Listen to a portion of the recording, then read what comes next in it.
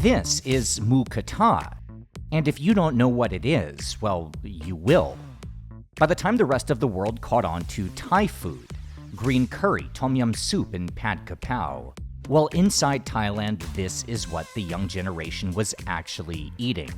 It's the 21st century trend in Thai cuisine, something cheap and fun and perfect for a night out. But its origins are a complete mystery. Never before on this channel have we investigated something so confounding, something where there's just nothing. It's like it appeared out of thin air. It's said to be connected to Chinese hot pot, Korean barbecue, or maybe none of the above. All we know is wherever you are, it's coming. So someone needs to tell its story. Today we're unraveling the mystery of Moo Kratha and eating like the cool kids do here in Thailand's biggest city.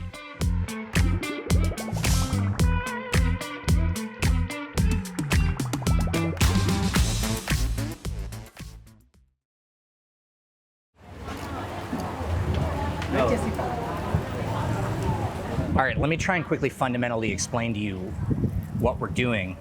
We have a concave pan where we're grilling a bunch of meat, and this is mostly pork. We got some shrimp and I think some squid somewhere in here, but otherwise it's just all kinds of different cuts of pork. We have a broth, which I'm going to assume is a pork broth, and that's what we're using to cook our vegetables. And since this is Moo Kratha and it is how Bangkok chooses to spend a night out, most importantly we have our beer, and so with those three things I think we're pretty much ready to go.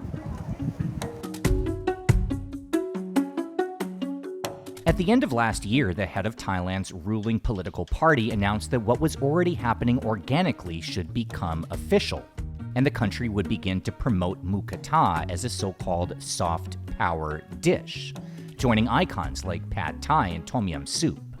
Foods that transcend borders, spread Thai culture, and give tourists another reason to fly here. This would be the Thai dish of the 21st century.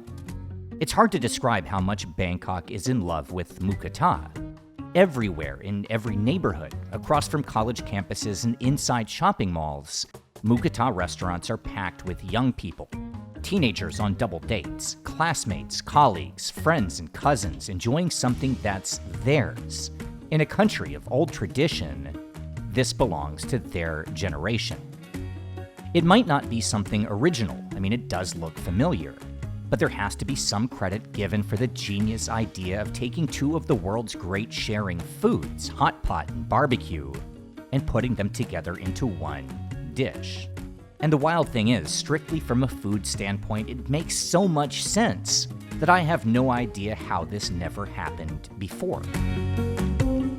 Okay, so we've got our vegetables cooking in the broth, and I'm gonna add some more, looks like pork belly to the grill. And the way this works is so smart. Like, we've got our vegetables that are cooking in here, which I'm gonna take some of this out before it overcooks. But as the meat's going and we have all these kind of fatty cuts of pork, that fat is rendering off and it's dripping into the broth. And then obviously, like, you got some of the liquid in here that's evaporating, and so it just gets more and more concentrated with that amazing sort of flavor of the meat and the seasoning. And so this is like a science experiment from a food standpoint that just makes so much sense, and it's really, really good. Let's try the vegetables.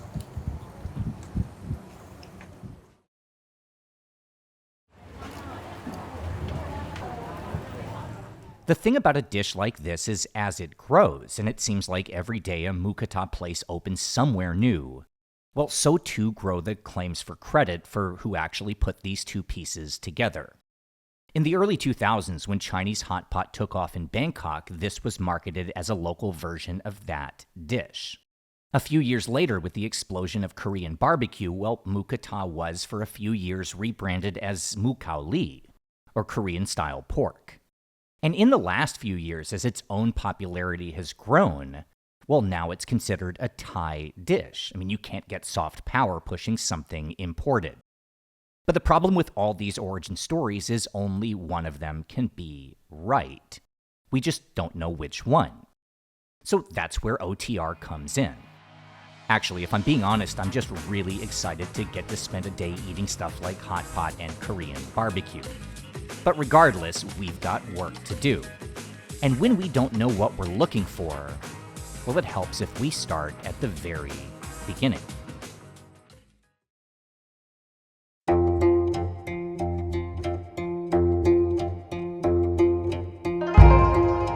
It's the year 1211, and China's ruling Jin dynasty is at war with Mongolia, which is on the path of conquest under Genghis Khan.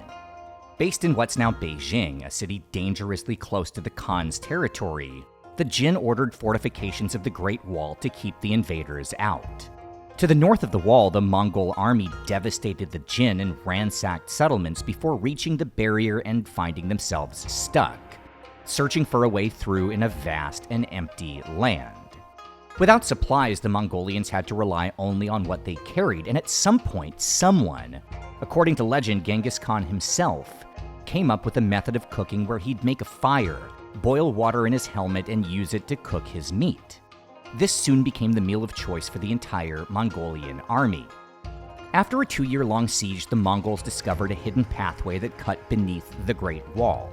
They poured through the breach, routed the Jin, and in the end, Genghis Khan's descendants would rule China for 11 generations, with their signature dish, hot pot, adapting to local palates across the entire country. It's a fantastic story, but it's just that, a story. In truth, there's actually plenty of documentation of hot pot in China predating the Mongolian conquest by more than 1,000 years. Where the history actually starts is as far back as the Warring States period, around the 4th century BC, when we first find record of a 3-legged pot that would stand above a fire, where after a cow or a lamb was slaughtered, it would be cut into small pieces, boiled in the pot, and then shared among the villagers. By the year 0, this 3-legged pot was being produced out of bronze and soon after out of copper. And by the time the world was hit by a period of global cooling around the 5th century AD, well, what could be better than sitting around a hot pot and sharing dinner? By the year 500, there's evidence of widespread consumption of the dish in every region of China. By the years of the Tang Dynasty, centuries before Khan's arrival, hot pot had already become pretty much what it is today. Even the idea of this being a drinking food, as poets wrote that nothing else paired better with a long night of rice wine. Now, as for the story of Genghis Khan and his army, well, that myth was propagated as recently as the 1600s, when the Qing dynasty took power. Manchurians with deep ties to the ancient Mongols who treated Genghis Khan as a hero. They also famously adored hot pot, serving it for dinner at the palace every single evening. It's almost certain that they were the ones who created the myth, meant to link their favorite warrior with their favorite food. And it worked. I mean, today hot pot throughout China is associated with Genghis Khan. Now, all that might feel tangential since we're here to talk about a dish that starts around the 1970s, but it actually might be incredibly relevant to establishing a history. And that's because before the dish was called Moo Kratha or Moo Khao Li, well, it had a different name.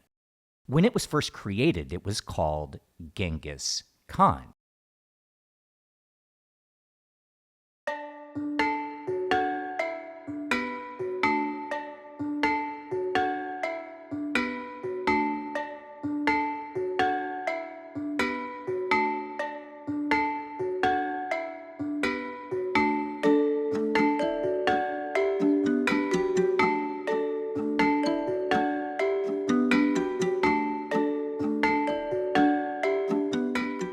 This is such a social thing in China, right? Like, hot pot like this is what we would do with friends on a night out. You'd bring, you don't come here by yourself. So thank you for coming. It would be so weird if you were here on your own. This is Chinese hot pot, or more accurately, Chongqing-style hot pot, which is the version that has taken over the world.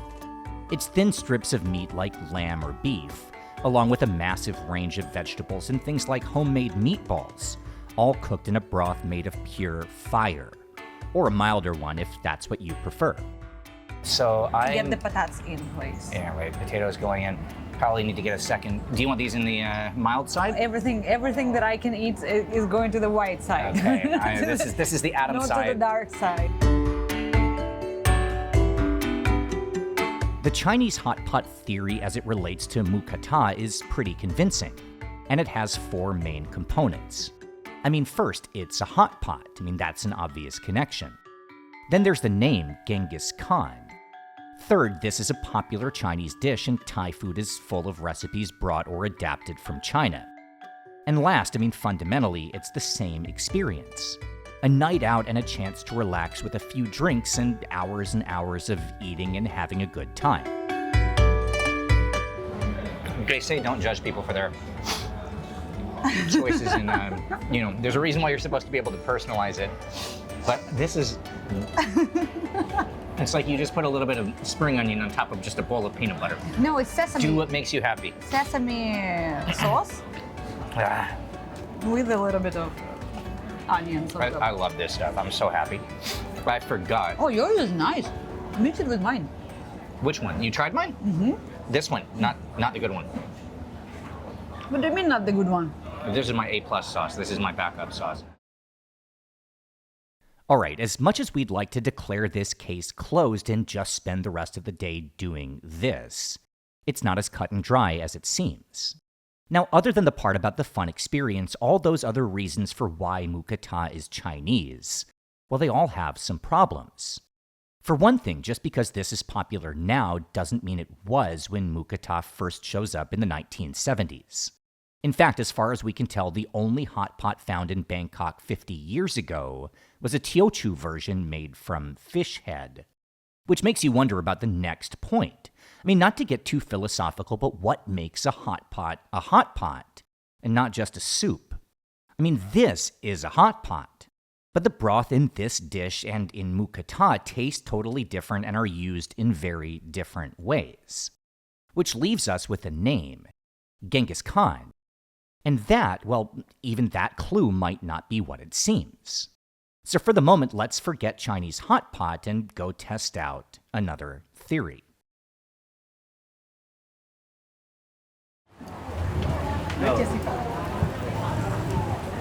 All right, I'm looking around me, and we're like, this is a professional setting. Everybody around us is the demographic that, like, this is the night out, and here we are, amateurs slogging our way through it.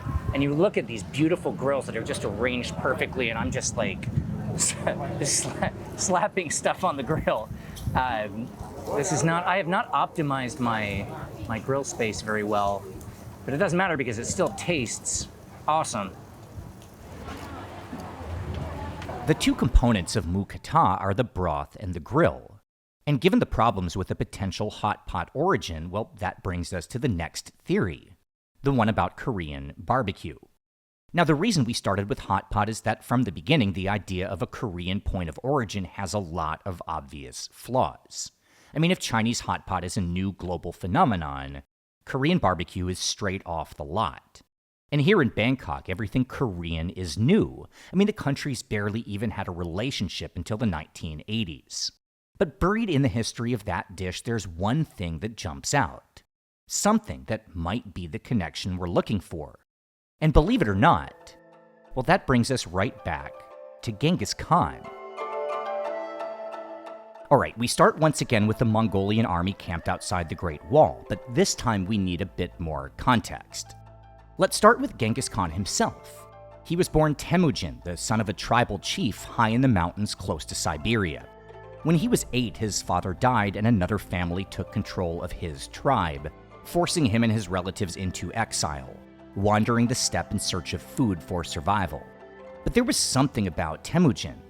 Even from a young age, he had a knack for winning allies, and by the time he was a teenager, the powerful warlords had taken notice of this prodigy who seemed to be gathering followers. So as a warning, shortly after he was married at the age of 17, his new wife was kidnapped, held as hostage to get him to knock it off, but this would prove one of history's greatest mistakes. Now, because this is a story about barbecue, we'll skip the details, but within 16 years, his rivals were all either dead or in his service, And before long, Genghis Khan would lead an empire that would grow to become the largest in the history of the entire world. Now, the reason we bring this up is because usually throughout history, conquests and massive empires, that's how food spreads. Dishes and techniques pushed by invaders that go on to become a part of a foreign culture. And when we see the name Genghis Khan pop up again and again in this search, well, that would be the obvious explanation.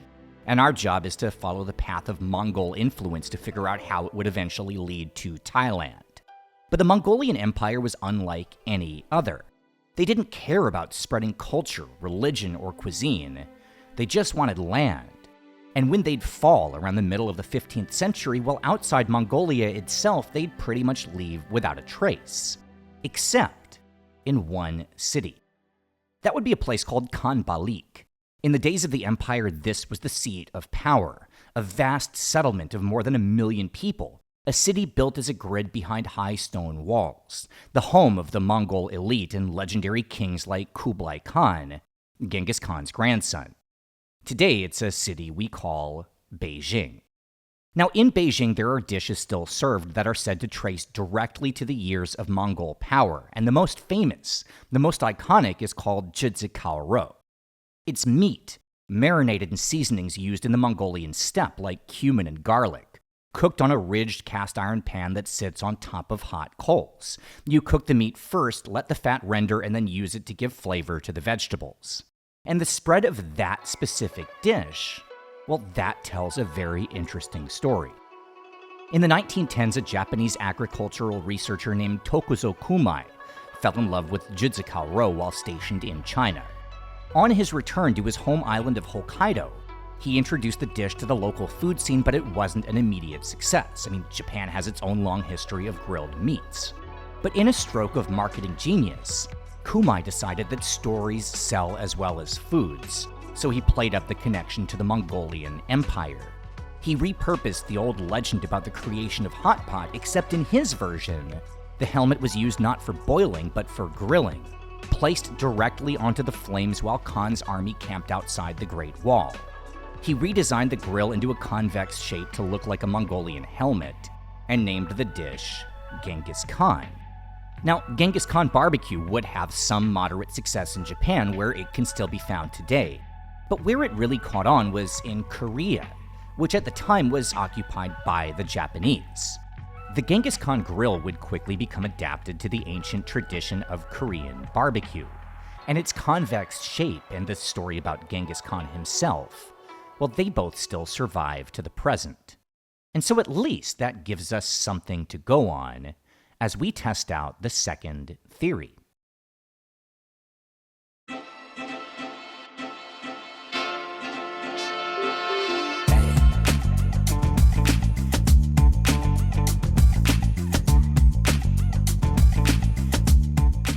Welcome to Bangkok's Koreatown, right in the heart of downtown along Sukhumvit between Nana and Asok. A 4-story plaza jam-packed with restaurants and import shops, the center of the city's K-pop culture and where you go if you want Korean barbecue.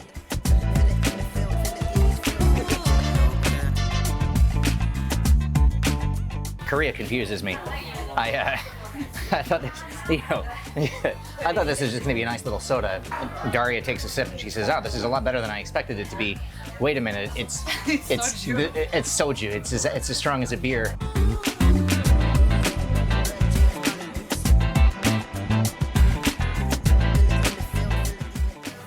What a fun shoot this is. This is some. I feel like this is almost unfair getting to do all of this at one time.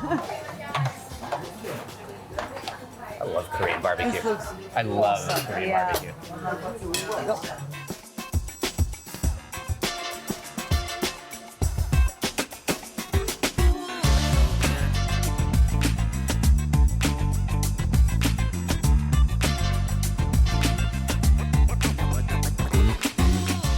Korean barbecue is one of the world's great food experiences. There's the technique of wrapping grilled meat, kimchi, and gochujang chili sauce in some kind of leafy vegetable with any combination of banchan side dishes. But mostly it's all about the meat itself. Usually beef marinated in soy sauce, garlic, and awesome stuff like Asian pear. And just like with hot pot and moo kratha, it's as much fun as you can have eating. Let's see if I can build this from memory from what she had just done for me. So let's put some beef on. It's Korean food, so obviously kimchi goes next. Gochujang, chili paste. And this, Daria is much more of an expert in Korean food than I am. You She grew up. just showed it to me like 1 minute Take after some you. credit for growing up not too far away from Korea. Anything else? Oh, garlic and chili. Anything you want, to be honest. All these sides can go on All top? the sides can go on top or right. as a chaser. Yeah, okay. Well, I'm making it up too. So. you are making this up. Look at this, though. Look at this. This is a work of art. Hang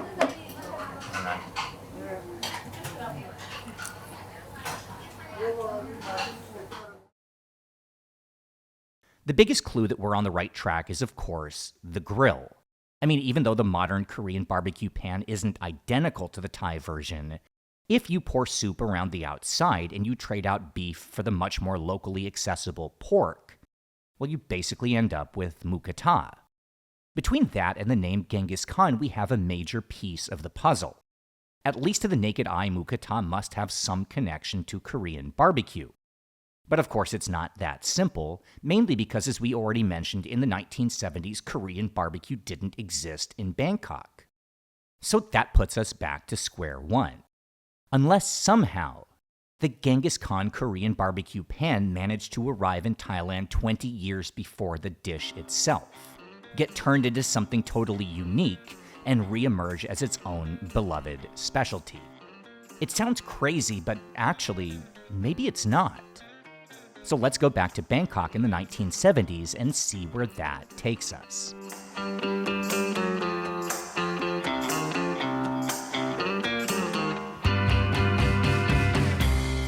"50 years ago, Thailand was a country surrounded on all sides by chaos.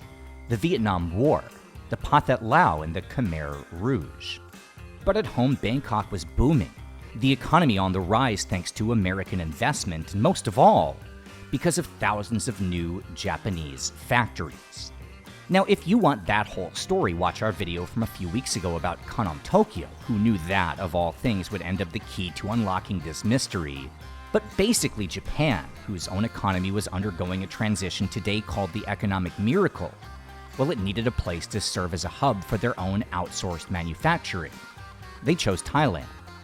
In the 60s and 70s, as Japan's economy boomed and their citizens arrived here in waves, spending money and starting businesses, anything Japanese became in vogue in Bangkok. That includes food, witness Kanam Tokyo, and also a dish called sukiyaki, completely unrelated to actual sukiyaki and actually a local creation named after a 1961 Japanese pop song. Anyway, shopping in Bangkok around that time was to be inundated with Japanese products, wildly popular for being of import quality but sold at local prices, since after all, they were made here. And one of the items produced in Thailand meant for export was the so-called Genghis Khan grill, manufactured by Japan in Thailand for sale in Korea. Now just go with me on this for a second. What if those grills, the ones that look so familiar, what if some Thai factory had excess stock? What if some, fell off a truck? And let's say, since we know that they were made here in this country, they ended up for sale at some wholesale market where someone picked up a few. Maybe they didn't know why they had such a strange shape, so they assumed the outside rim was meant for some purpose, like, for example, soup. Now that's a fun story, but without any evidence, it's just a wild guess. But what if there actually was some proof? What if there was a restaurant still open that actually saw exactly that scenario unfold and even played their own part in the story?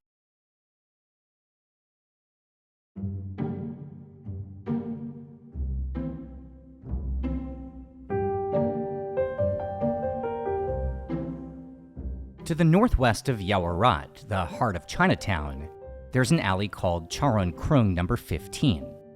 Now, decades ago, this alley was known for barbecue, the Teochew style of meat, usually pork, grilled over coals on mesh wire. For a very long time, not much changed on this street, but one day, well, something exciting would happen in the neighborhood. In a shopping mall a short distance away, well, word spread about a fish head hot pot restaurant that was doing something new, combining soup with barbecue on a strange-looking pan. They called their dish Genghis Khan because of the name of the grill itself, and business started to boom. Vendors from the neighborhood flocked to that mall to ask for the secrets. After all, they were all friends since that restaurant had started along this alley before moving to the mall. One of those neighbors was an old coffee shop, open since the 1940s but looking for something to revitalize their business.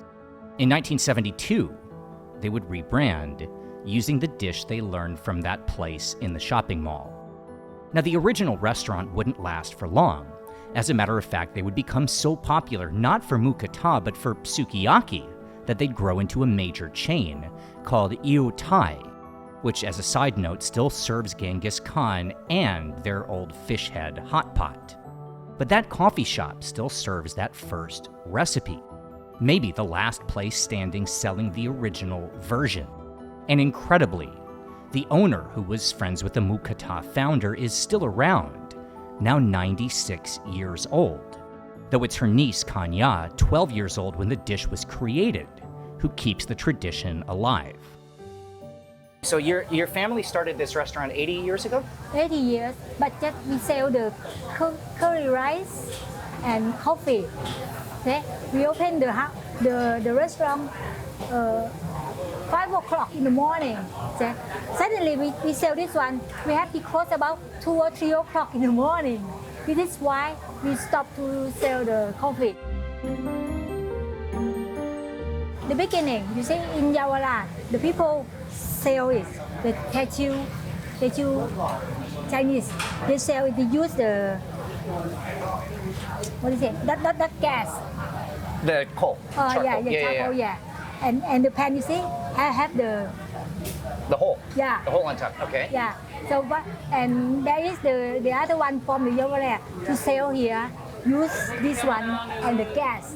And that time are very popular. The people like to cook on the table. So and then they sell a lot. So they go to open the other place. And my aunt, the friend, give her the recipe. I first introduced this kind of eating style when I was in high school, living in the Chinatown area, but I didn't know this place because my family never bring me to this kind of place. So when my friend introduced me to this kind of place, we don't even call it Moo Kratha yet during the time. We call it something else. And then it's have fun because like you have raw meat to grill it, and then you eat it. And then it's happened like this for a while. Then it happened in something like in the year 2000, almost 2000, like 1997, 1998. Then this kind of pan went into the big shopping mall in the air conditioning area. This is Yue, our host for the evening and a prominent Thai travel journalist. He helped create the popular show Boarding Pass for Travel Channel Thailand and maintains the page known as Tuk Ti. He's also a devoted fan of old-school Moo Kratha. Okay, first of all, before we even talk fundamentally, show me how to do this. What do we do? So we are... Chopsticks? Yeah. We share, we don't immediately it. Yeah. You start with something more of the oily because the pan is really thick. Yeah. So basically what Thai people do is they do this kind of really fatty pork. This is pork fat. Then make it like a little bit more oily. It's just greasing up a pan. Yeah. That's all we're doing, yeah? That's what we do it. Okay. Sometimes, I don't know, it's not really working, but just do it.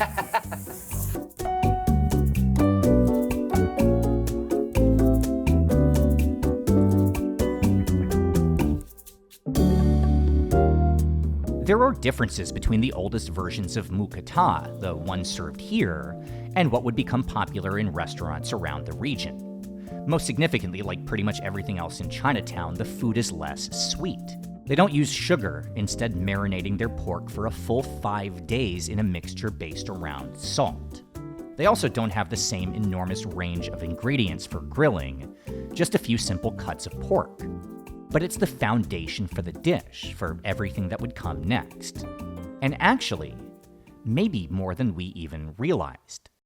See, there's one last part of this story, which is if Moo Kratha was already popular on this street as long ago as 1972, well, why did it take another quarter century before it started to reach the rest of Bangkok? And incredibly, well, that answer goes back to this exact restaurant. See, if you look at the original pan, the one meant for Korean barbecue, well, it's not an exact match for what we find in Moo Kratha today. And the main difference is since that pan wasn't meant for soup, the rim is quite shallow. According to Kanya, when customers would try it, they'd enjoy the creativity and social aspect of the meal, but the soup would cause a problem, because it was impossible to spoon out without spilling and making a mess. But after she took over the business in the 1990s, Kanya herself would get to work to fix that problem, designing and engineering a new pan, one with a deeper rim. That pan would revolutionize Moo Kratha, and within a few years the dish had taken off like a rocket.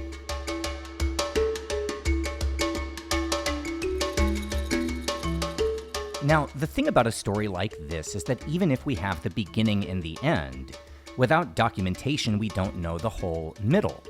It's possible that there was more than one point of origin. I mean, if the pan was sold in stores, we can't say for sure that only one person had the idea of grilling meat and adding soup. And it's also possible, maybe even likely, that in the 25 years between when the dish was created and when it blew up, someone else engineered their own pans as well.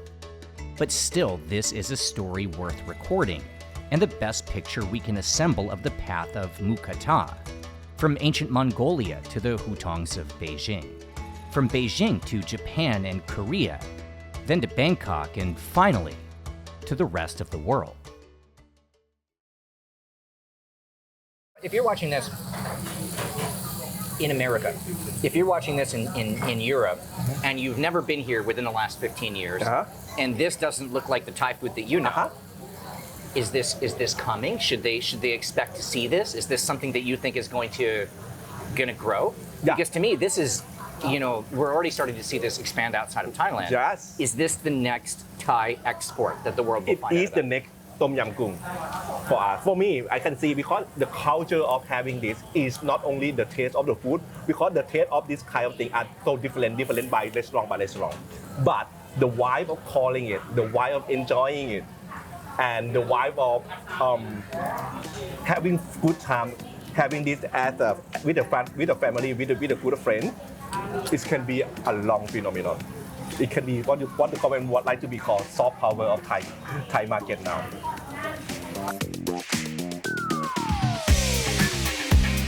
So that, at least as far as we can tell, is the real story of the origin of Moo Kratha, a modern dish with a fascinating story, combining influences ranging from China to Korea with not a small contribution from both a Japanese scientist and Genghis Khan.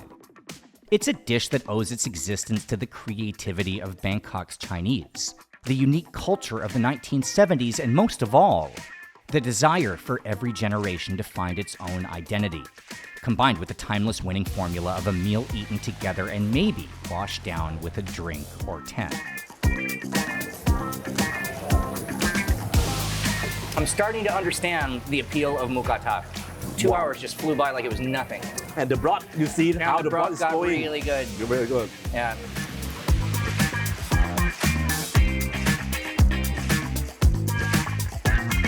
ขอฝากร้านเฉลิมนครสุกี้หมูกระทะไว้ด้วยนะครับร้านเราเปิดมาค่อนข้างนานแล้วแต่ก็ยินดีรับลูกค้าทุกเพศทุกวัยทุกเชื้อชาติครับผมสำหรับใครที่ไม่เคยลองหมูกระทะก็สามารถมาลองที่ร้านของเราได้เรายินดีที่จะแบบสอนการทานสอนการสั่งแล้วกรรมวิธีต่างๆให้ครับ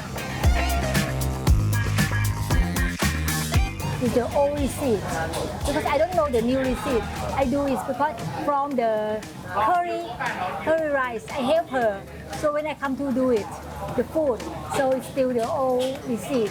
If you want the old taste, come to try our restaurant. Subscribe to the channel for more from OTR. Thank you so much to everyone who supports us on Patreon. It really helps to keep us going. Find the links below to our Patreon and social media, and we'll see you next week.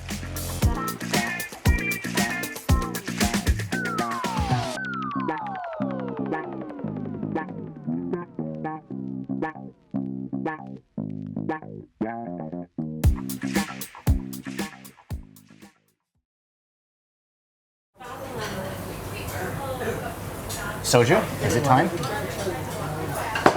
I can't handle soju. Soju is the only. You can give me a bottle of whiskey, and I'll be fine.